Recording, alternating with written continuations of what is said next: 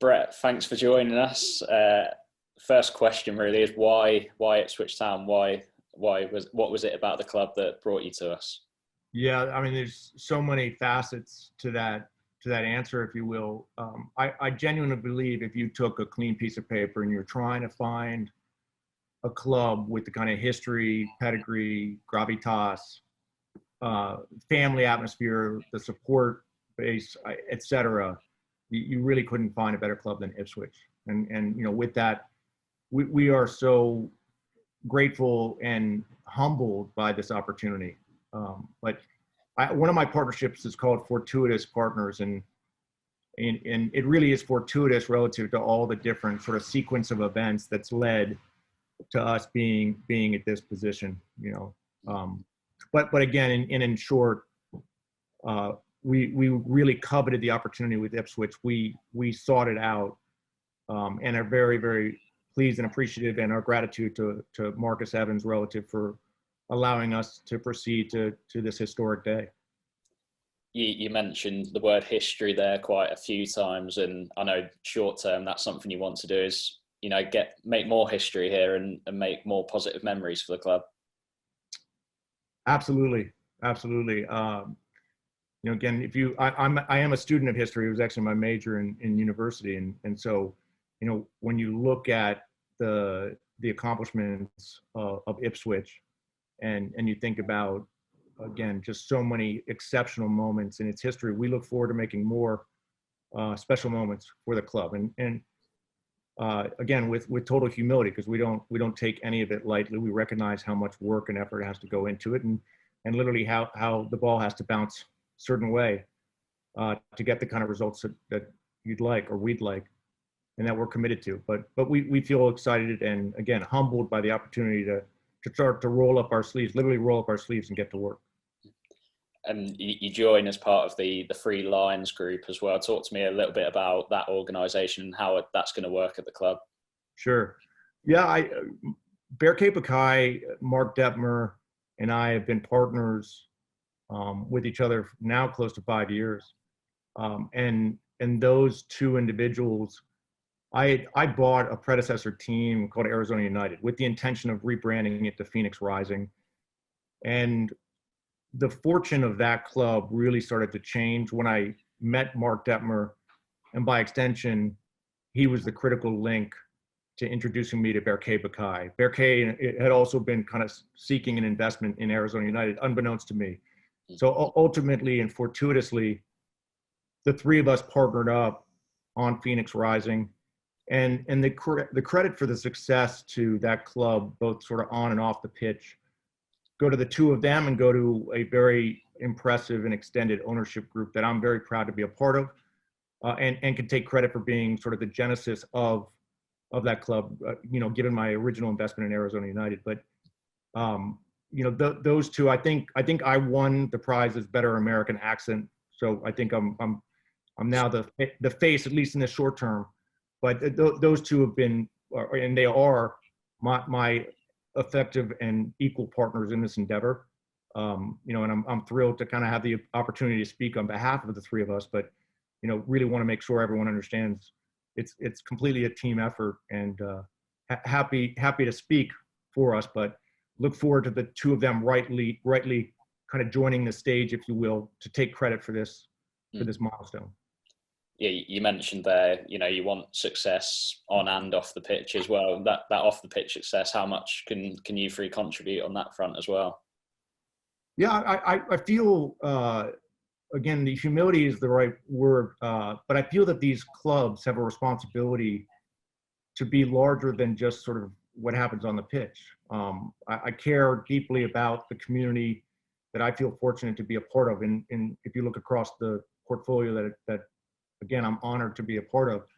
So I think we have a responsibility to make the broader community better. And I'm very pleased with the impact Phoenix Rising's had. I now get to roll up my sleeves in Tucson, which is just south of Phoenix. And I've got a significant project in Rhode Island that I'm helping to launch. And it's a perfect example of where a professional soccer team can be a catalyst for social and economic change in an area that needs it. On a related note, really look forward to galvanizing the community in the most positive sense. Obviously wins help, but really making it a place and a source of pride, rightly so, both in respect to its history and obviously out of respect for what it means to the broader community. Yeah, in terms of the supporters as well, I know your Twitter and LinkedIn have blown up, really, haven't they? Today, how important is that for you, just to communicate with fans and be accessible to them?